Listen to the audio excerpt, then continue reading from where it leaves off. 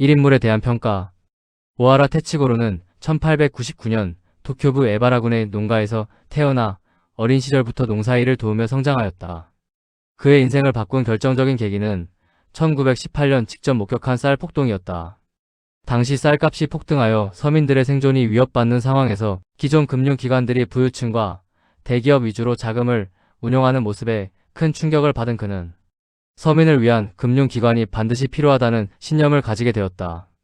이러한 신념을 바탕으로 그는 1919년 오사키 신용조합에 입사하며 본격적인 금융인의 길을 걷기 시작하였다. 이후 1945년 조난신용조합 설립에 주도적으로 관여하였으며 재임 기간 동안 이곳을 일본 내에서 손꼽히는 대규모 신용금고로 성장시키는 데 성공하였다.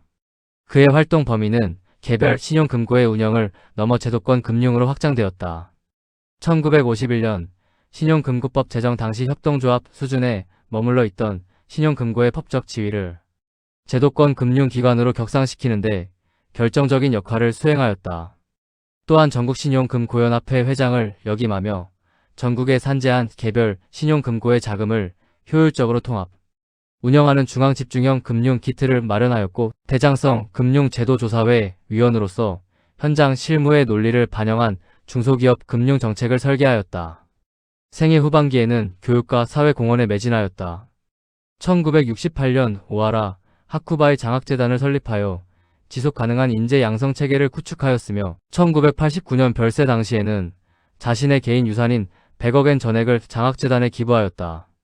이는 당시 일본 금융계에서 매우 이례적인 대규모 사회 환원 성과로 남았다.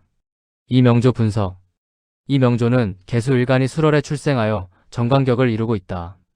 그런데 연간에 키토 7살이 투간하여 관사론잡의 양상을 보이지만 갑기압으로 7살이 합살되어 합살유관을 형성하니 정관의 기운이 맑아졌다.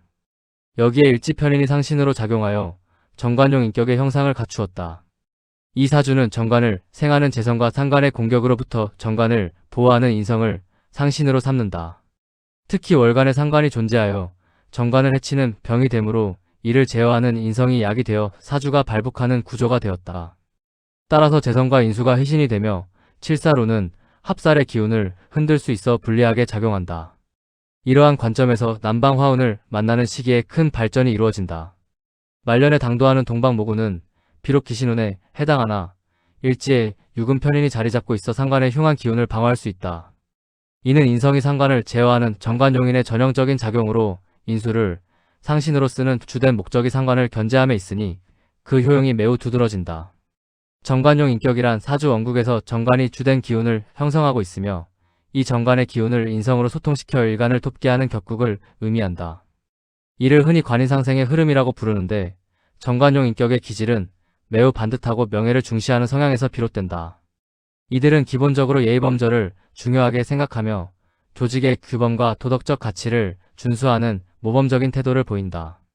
정관이 가진 절제력과 인성이 가진 수용성이 결합하여 감정적으로 치우치지 않고 합리적인 판단을 내리는 능력이 탁월하다. 또한 타인의 의견을 경청하는 포용력이 있어 주변 사람들에게 신뢰를 얻으며 본인의 실력을 끊임없이 갈고 닦아 공적인 영역에서 인정받고자 하는 욕구가 강하다. 이러한 기질은 성실함과 인내심으로 나타나며 어려운 상황에서도 원칙을 지키며 해결책을 찾아내는 차분함을 보여준다. 이러한 기질을 바탕으로 적합한 직업군은 주로 공적인 신뢰와 자격, 그리고 전문 지식을 요하는 분야에 집중된다. 가장 대표적인 분야는 국가기관이나 공공단체와 같은 행정직이다. 조직의 질서를 유지하고 시스템을 운영하는 공무원이나 공공기관의 관리자 역할이 매우 잘 어울린다. 또한 인성의 기운을 살려 학문과 교육 분야에서 활동하는 교수, 교사, 연구원 등도 적성에 맞는다. 정관의 반듯함과 인성의 지적인 능력을 활용하여 법률가, 판사, 검사 혹은 공인회계사와 같은 전문 자격증을 필요로 하는 직업군에서도 큰 두각을 나타낸다. 기업체에서 근무한다면 인사관리, 기획, 감사 혹은 정책 수립과 같이 원칙을 고수하고 조율하는 관리직이나 지원부서에서 핵심적인 역할을 수행하는 경우가 많다.